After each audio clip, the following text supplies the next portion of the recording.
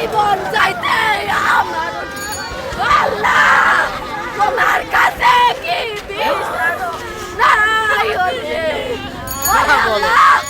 10টার দিক দিয়ে আইসে আইয়ে মাইয়ে দেখে গেছে মাইয়ে কোলে লইয়ে কয় তুমি হলে যাইও বাড়ি যাইও আমার না ভাল লাগে না আমি রাতে ঘুমাইতে পাই না আমার জ্বর একসের তুমি হলে আমি কই তুমি নেতে আইও আমার আমি হেল্লা জামু কেমনে আমি এবার শ্বশুর বাড়িতে বাড়িয়ান সালাম হে মা এবার আইনতে দেছে এরপর 12টা হইতে বোন দেয় ঋণ বাতা ধরে না 3টার সময় বন্দি ধরে না এরপর আমি শ্বশুর বাড়ি গেছি গিয়া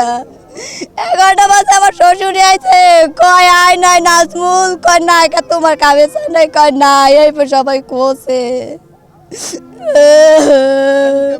আর কোনো শত্রু আসলে না কেউ লাগে চলতে না হেবেল কেউ লাগে মারামারিতে যেতে না কোনো নেশায় জড়তো নাই কিছুতে নাই কিচ্ছু করতে না পুরো নিরিবিলি আমি বিচার চাই আমার মায়ের বাপ কাঙ্গালি করছে আরে মাইটা তুই যাইতে লাগলে আতো ভাঙতে এবার মাঠে লাইছে জানে গতকাল থেকে নিয়ে 3বার ফোন দিয়েছে 3টে নাম্বার থেকে এবং ফোন দেওয়ার পরে আমার একজনে বলছে যে আমি পাবনা থানার দারোগা আর একজনে আপনি বলছে যে আপনারা যা করতে আছেন মানে আমরা থানায় জিডি করছিলাম গতকাল সকালে তা আপনারা যা বলতে আছেন বা করতে আছেন এগুলো ঠিক করতে আছেন না এইটা আমার বলছে কালকে রাত 9টার সময় ওই নাম্বার থেকে তারপরে আমি তারা অনেক অনুরোধ করছি আমার মতো করিয়া কিন্তু সে বলছে যে আপনারা চুপ হয়ে থাকেন আমি আপনারা হেল্প করবো আমার কাছে নাম্বার আছে ছবি তোলা স্ক্রিনশট দেওয়া এই তারপরে আপনার এই সকালবেলা আজকে আমার মেজো ফুবা আমার ফোন দিয়েছে যে এরকম এই চৌপাশা ফল বা এখানে নাম জানে কি এখানে একটা লাশ পাওয়া গেছে তোমরা আও আমি দৌড়িয়ে আসছি কিন্তু প্রথমে বুঝতে পারি নাই কিন্তু এখন ওই বিভিন্ন আলামত দেখে এটা চিন্তা করছে হ্যাঁ আমার মনে হয় আমার ছোটো বোনের জামাই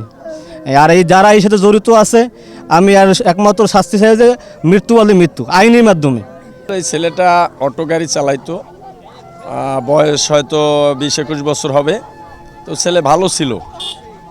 কারোর সাথে কোনো তেমন দ্বন্দ্ব নাই অটো গাড়িটা ছিল নিজে তো তৈরি করছে ভালো অটো গাড়ি ছিল মিউজিক লাগাইয়া খুব সুন্দর একটা অটো গাড়ি করছিল এখন এই অটো গাড়িটা মনে হয় নেওয়ার জন্যই এই দুষ্কৃতিকারী বা ওই নেশাখোর যারা আছে তারা এই অটো গাড়ি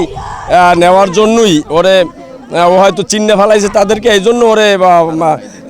মারিয়া এই অটো গাড়ি নিয়ে গেছে আমরা বিভিন্নভাবে ওর না পাওয়ার পর থেকেই প্রশাসনকে জানানো হয়েছে আমরা বিমানবন্দর থানায় জিডি হয়েছে ওখানে আমরা গেছি আমরা কোতোয়ালি থানায় জানাইছি বিভিন্নভাবে চেষ্টা করা হয়েছে আত্মীয় স্বজন সহ সবাই মিলে চেষ্টা করছে যে ওকে কেমনে উদ্ধার করা যায় পাওয়া যায় আসলে তো ওকে মেরে ফেলা হয়েছে মনে হয় ওরে ওই দিন রাত্রিই মনে হয় মারিয়ে ফেলা হয়েছে পরশু দিন হ্যাঁ এরকম একটা দুর্ঘটনা এইটার যদি বিচার না হয় তাই বারবার এটার আবার ঘটনা ঘটতে থাকবে কাজেই আমরা জনগণের পক্ষ থেকে আমরা এর সুষ্ঠু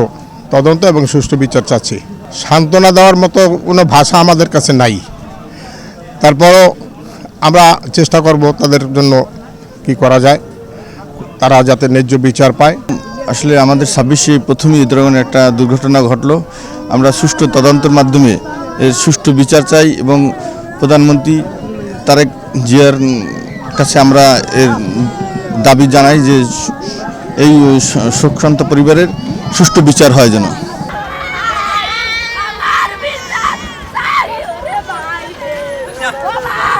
জীবন চাইতে আমার আল্লাহ তোমার কাছে কি নাই ওরে